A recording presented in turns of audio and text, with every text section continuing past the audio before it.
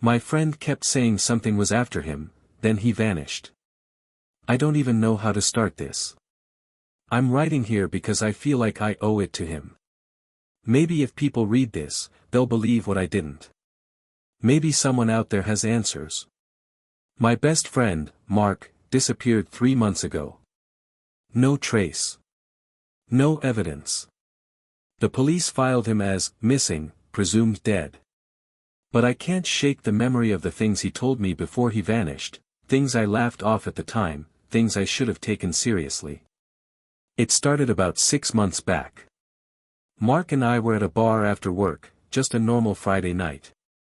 Out of nowhere, he leaned across the table and said, "Have you ever felt like you're being followed, but when you turn around, there's nothing there?" I joked about him watching too many horror movies, but he didn't smile. He looked pale, restless. He said for the past few weeks, he'd been hearing footsteps behind him whenever he walked home at night. Not normal footsteps.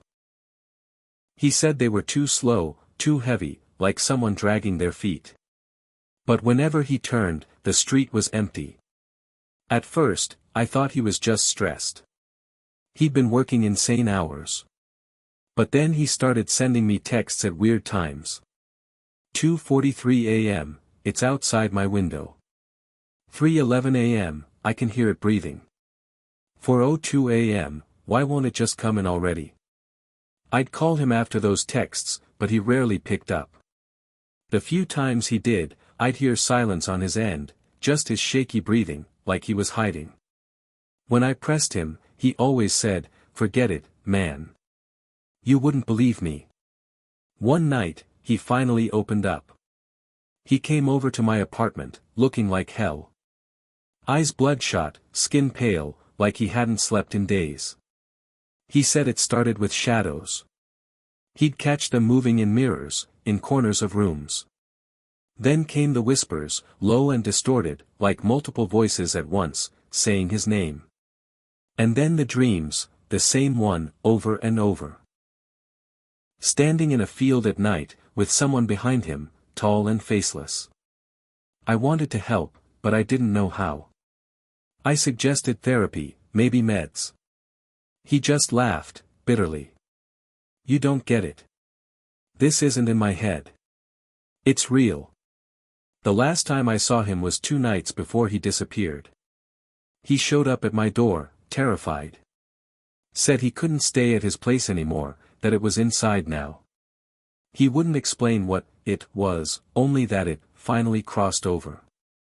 He spent the night on my couch.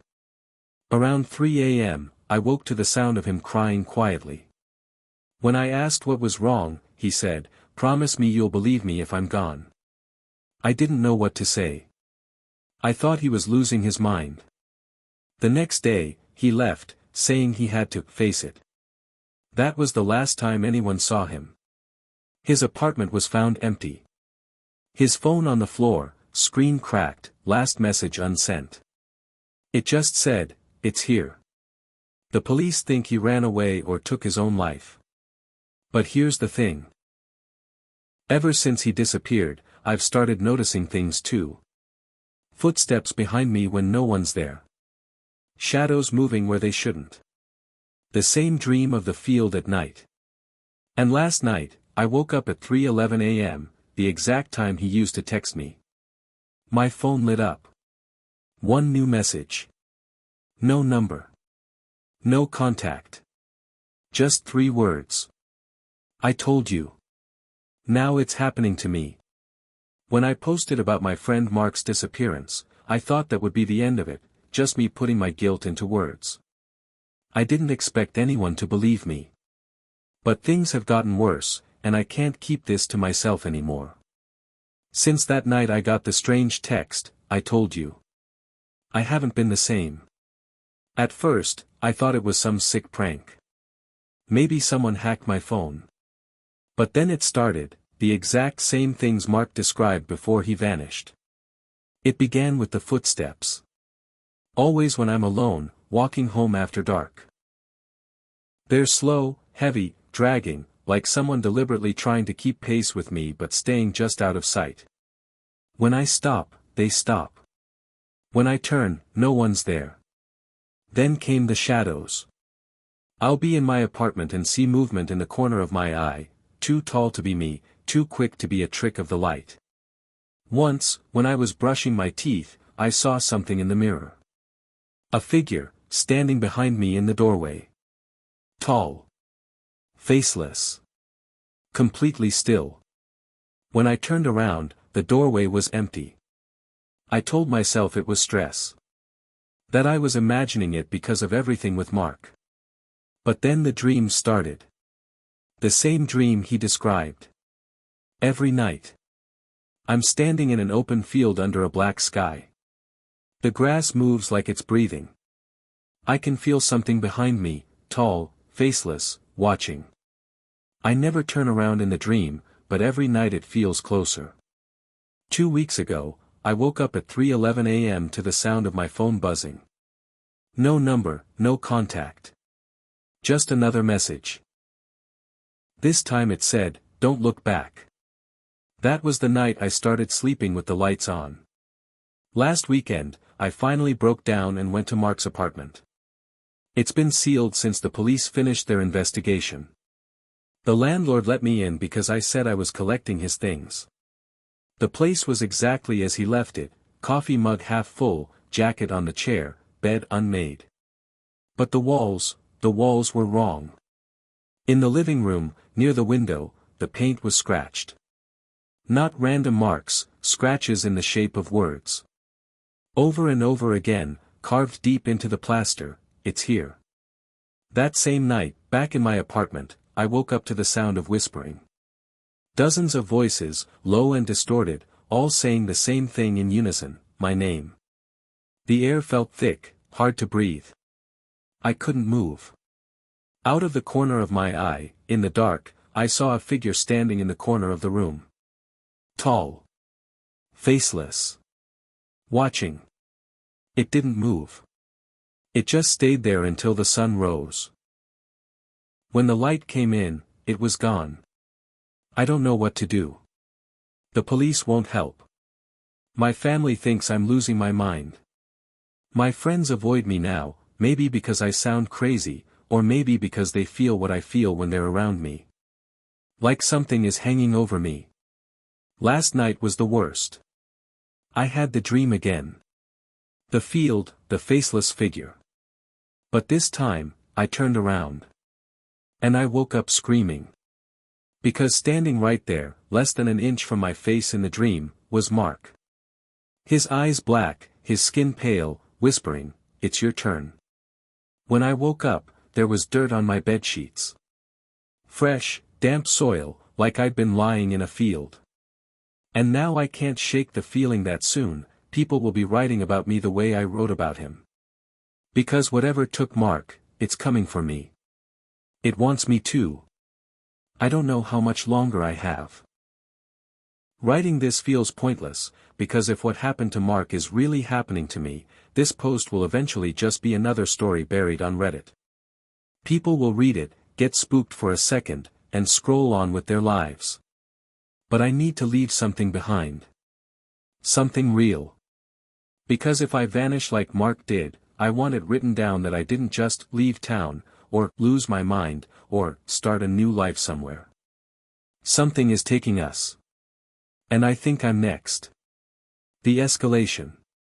Since my last post, things have gotten worse, not just in small ways, but violently, aggressively worse. It's like whatever this thing is, it's getting impatient. The dreams are every night now, and they're clearer than before. The field isn't just a vague blur anymore, I can smell the damp soil, feel the wet grass on my feet. And the figure, the tall faceless thing, it's always closer. I can hear it breathing. Sometimes it tilts its head like it's studying me, like I'm some kind of experiment. And Mark, he keeps showing up. Not like a friend anymore. He's part of it now, tied to it, like he's a puppet.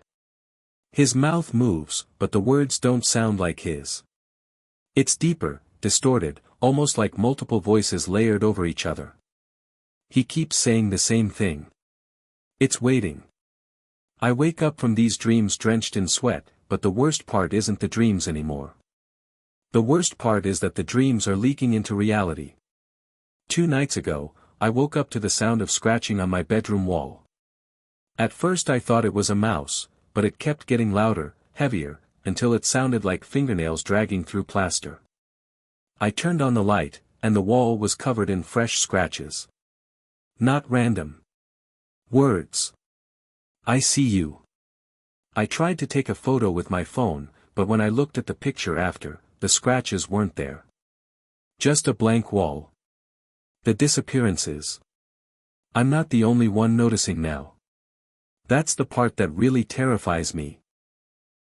A week ago, a guy from my building, his name's Anthony, knocked on my door.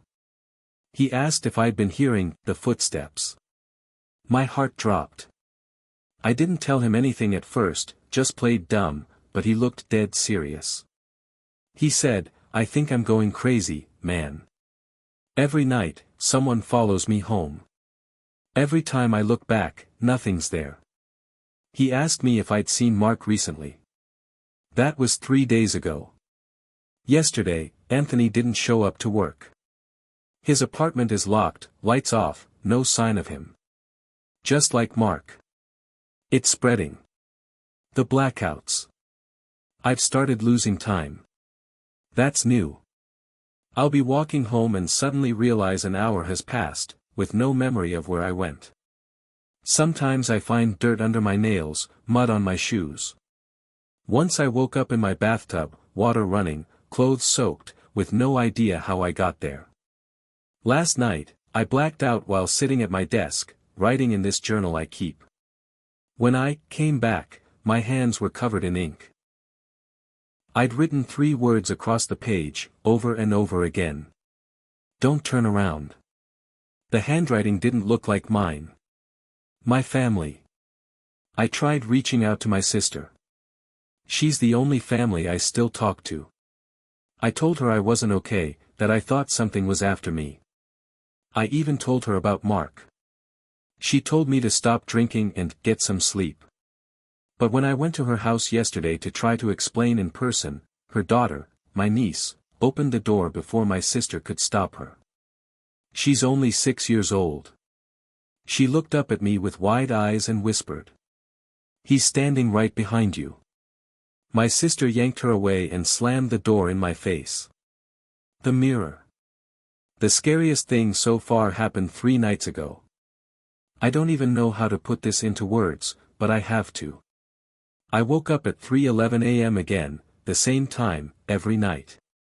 My apartment was freezing. The air was so cold I could see my breath. I walked into the bathroom and looked into the mirror. At first, it was just me staring back.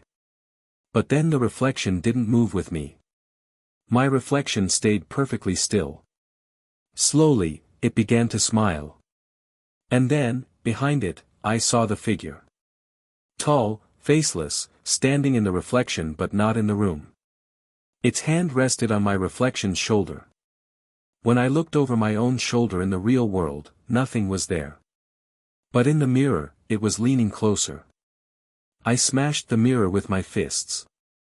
I cut myself bad, but I couldn't look at it any longer. The warning. I've been getting texts again. Always from, no caller ID. Always at 3:11 a.m. The last 3 nights, I've received 1 message each. 1, you're almost ready. 2, it's closer now. 3, tomorrow. That last one came last night. Which means, tonight. What comes next? I don't know if anyone will ever find this. If you're reading, it means I either managed to hit post before it happened, or maybe it posts automatically if I don't log in again. I set that up earlier today. The thing is, I don't think I can fight this. Mark tried. Anthony probably did too. Maybe countless others before them. But it doesn't matter. It doesn't just follow you, it becomes part of you. It seeps into your dreams, your thoughts, your memories, until you can't tell what's real anymore. I can feel it standing in the room right now as I type this. The air is heavy. My chest feels like it's being crushed. My screen keeps flickering. I think if I turn around, that will be it. So I'm not going to. I'm just going to keep typing, even as the room gets darker, even as I hear the footsteps behind me. Slow. Heavy. Dragging. I want to believe someone will read this and believe me, but deep down I know how it works. No one believed Mark. No one believed me. And if it comes for you after reading this, no one will believe you either. The last thing I want to say is this. If you ever hear footsteps when you're alone, and no one's there when you look back, don't turn around.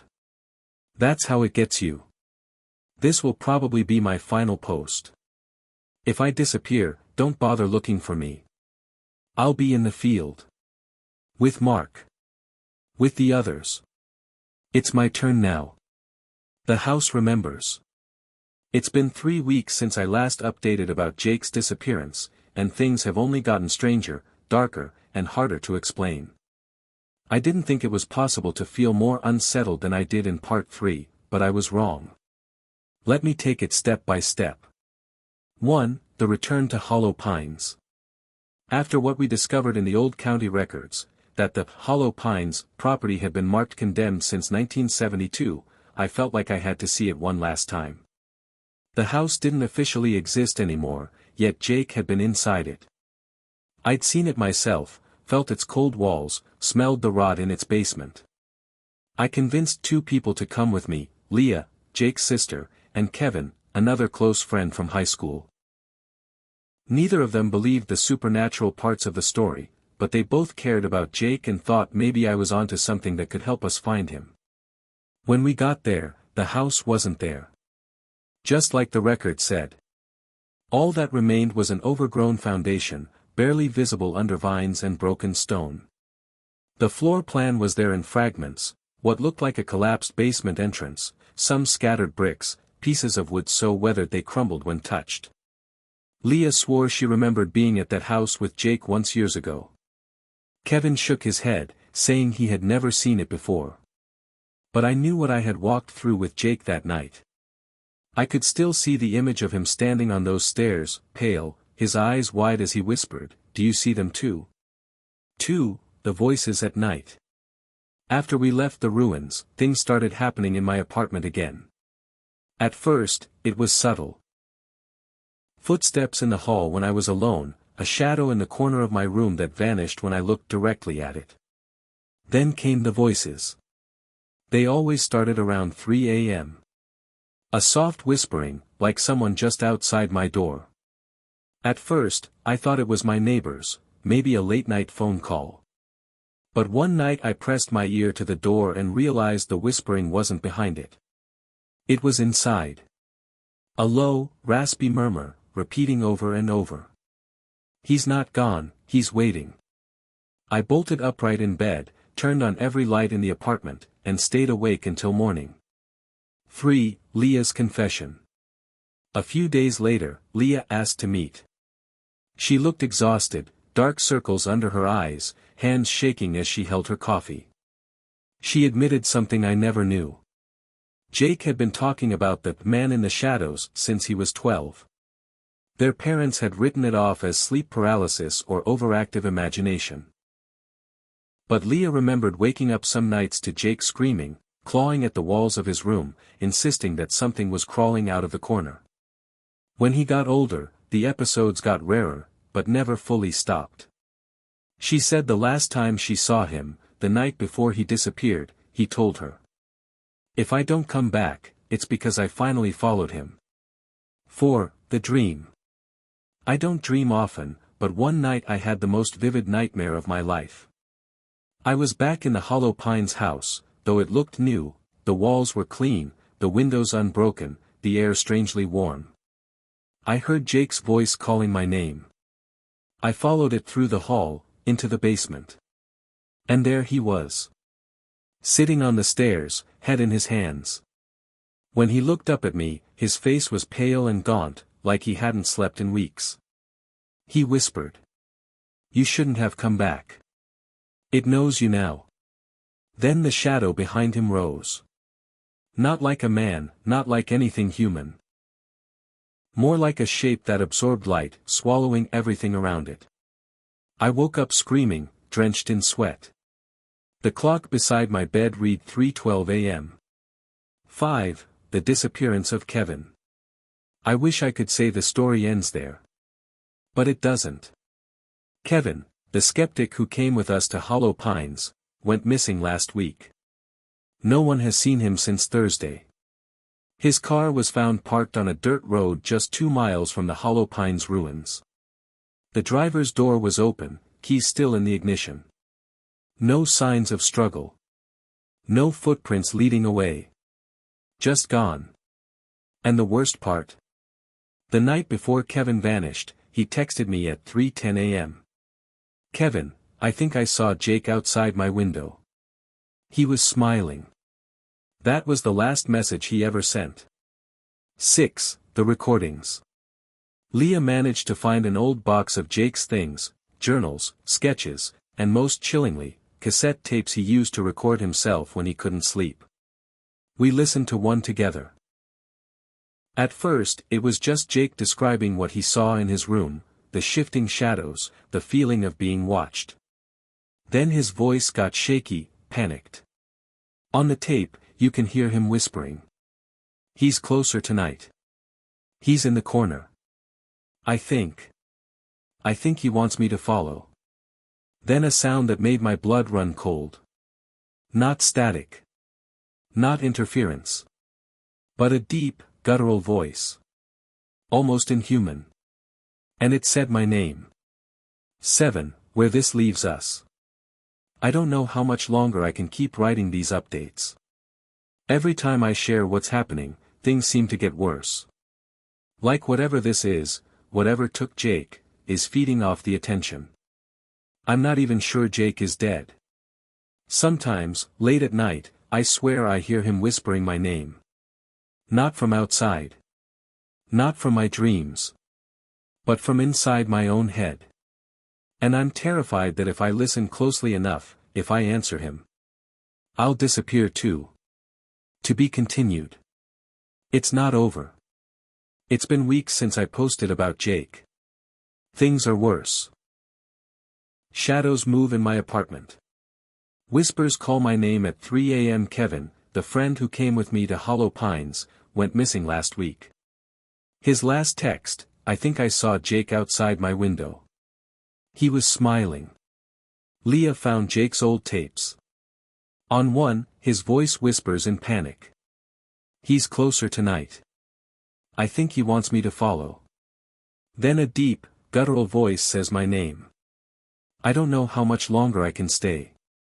Every night, I hear Jake whispering from inside my head. If I answer, I fear I'll vanish too. It's coming.